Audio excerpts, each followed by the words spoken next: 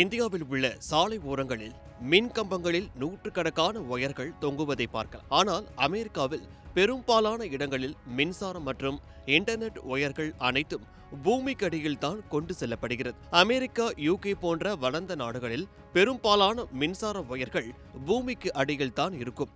இதனால் தெருக்களில் கம்பங்களோ ஆபத்தான முறையில் தொங்கும் ஒயர்களோ இருக்காது. முக்கிய நகரங்கள், வணிக பகுதிகளில் இந்த முறையை கொண்டு வந்துள்ளனர். இன்னும் சில இடங்களில் கம்பங்கள் இருந்தாலும் மின்சார லைன்களையும் ஒரு சிஸ்டமேட்டிக்கான முறையில் பராமரிக்கிறார்கள்.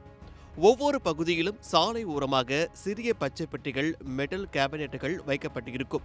இதற்குள்ள தான் டிரான்ஸ்பார்மர்கள் மற்றும் மின் இணைப்புகள் பாதுகாப்பாக வைக்கப்படுகின்றன.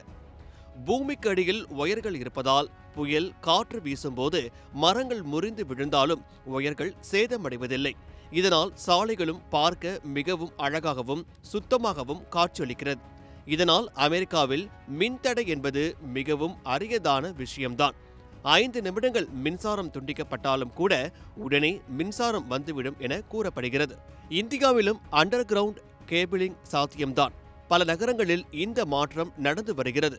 ஆனால் அமெரிக்காவைப் போல கிராமங்கள் வரை இதை செய்வது சவாலானது.